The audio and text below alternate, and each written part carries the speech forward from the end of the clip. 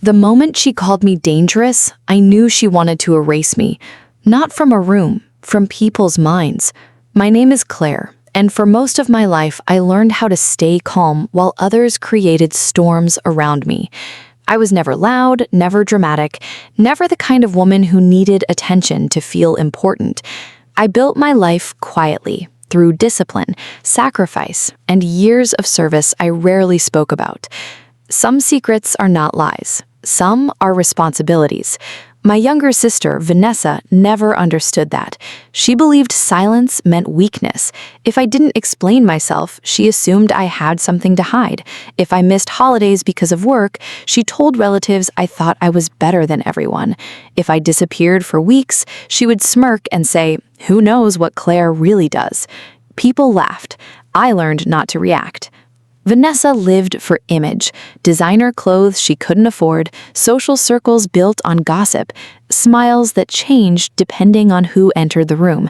She loved being seen while I loved being left alone.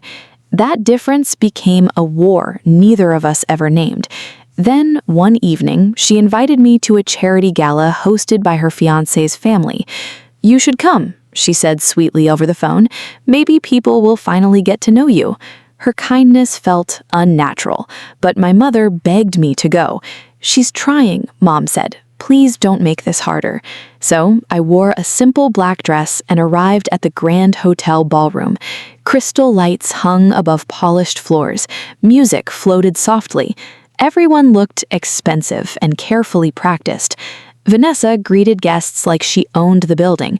When she saw me, she kissed my cheek and whispered, "Try not to scare anyone." I frowned. What does that mean? She smiled wider and walked away. I should have left right then. Instead, I stayed near the edge of the room, speaking politely when spoken to. Some people recognized my face but couldn't place me. That was normal. My work required anonymity more than applause. An hour later, Vanessa tapped her glass for attention. "Before dinner," she said brightly, "I want everyone to meet my sister Claire." People clapped lightly. Then she added, laughing, "Just don't ask too many questions. She disappears for months, has military friends, and honestly, half the family thinks she's dangerous." Laughter rippled through the room. My heart didn't break. It hardened. She continued, "She knows strange people, carries herself like she's in charge, and never tells the truth. If security checks their exits tonight, don't blame me." More laughter. Her fiancé looked uncomfortable. My mother stared at the floor. I said nothing. Then the ballroom doors opened. 3 uniformed officers entered with 2 men in dark suits behind them. Their presence changed the air, instantly. The lead officer scanned the room, then walked directly to me. He stood straight, saluted once, and said clearly, "Commander Claire Hayes, apologies for the delay." Every smile in that room disappeared, and Vanessa's face turned white. Silence has a sound when it lands in a crowded room. It sounds like glasses stopping mid-air, like whispers dying before they begin, like one woman realizing she has just destroyed herself. The officer lowered his salute and handed me a secured folder. "We need your signature, ma'am. Immediate authorization." I nodded calmly. Vanessa laughed nervously. "Commander, this is some joke, right?" No one joined her laughter. Her fiancé, Daniel, stared at me. "Claire, what is happening?" I opened the folder, signed where needed, and closed it. "My work," I said quietly. Vanessa stepped closer. "You lied to everyone." "No, I stayed private. There is a difference many people never learn." The officers moved aside respectfully. One of the suited men spoke with hotel security near the entrance. Guests suddenly pretended not to stare, but they all were. Vanessa grabbed my arm. "You embarrassed me." I slowly removed her hand. "You introduced humiliation," I said. "You just didn't expect it to return." Her eyes filled with tears, not from pain, but from losing control. She rushed to our mother. "Did you know?" Mom whispered, "I knew enough to respect boundaries." That sentence stunned me more than anything else that night. My mother had known for years that I served in a high-level federal command role tied to defense operations. She never knew details, but she knew enough to remain silent. Vanessa had mistaken silence for agreement. After the gala, Daniel asked to speak with me privately. We stood near the empty terrace where city lights flickered below us. "Is she telling the truth about you being dangerous?" he asked gently. I almost smiled. "Yes," I said, "to people who mistake kindness for weakness." Then I explained only what I was allowed to say: leadership role, national security coordination, years of service, confidentiality. Nothing glamorous, mostly pressure, mostly sacrifice, mostly loneliness. Daniel looked shaken. "She used your mystery to entertain people," he said. "She uses whatever gives her power." He thanked me and walked away. But what I didn't know that night was how much he had already seen. Over the next week, stories surfaced inside their social circle. Vanessa had lied about friends, debts, favors, even parts of her own education. She borrowed status from other people's names and built confidence on borrowed truth. The gala incident became the final crack. Daniel postponed the wedding, then canceled it. Vanessa called me 23 times in 2 days. When I finally answered, she was sobbing. "You ruined my life." "No," I said softly. "I stopped protecting the lies around it. You always thought you were better than me. I thought you were my sister." She went quiet.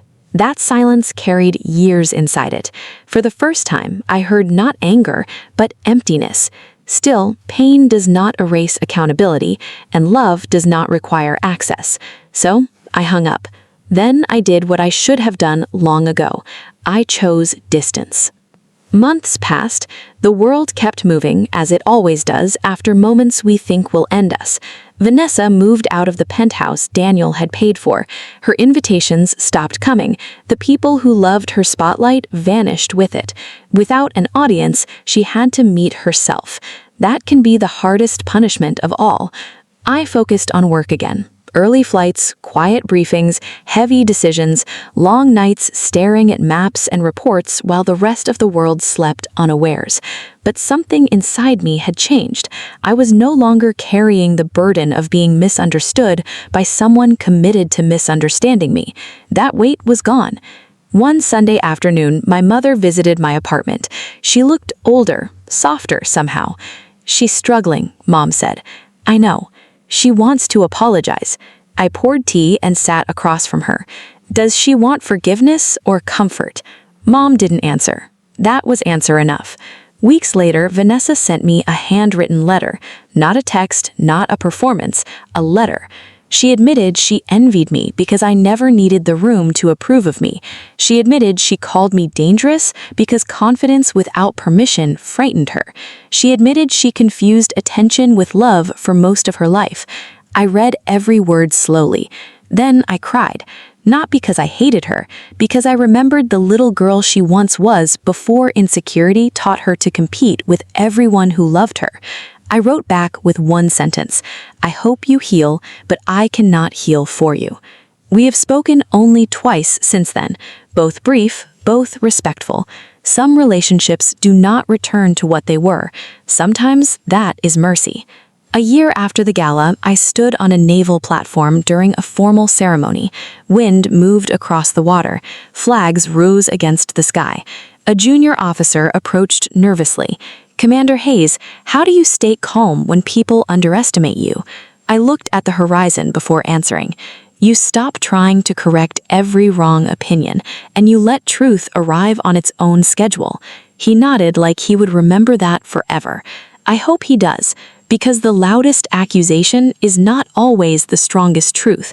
Sometimes the people calling you dangerous are only afraid you finally know your worth. And sometimes justice is simple. You remain standing while the lie collapses by itself.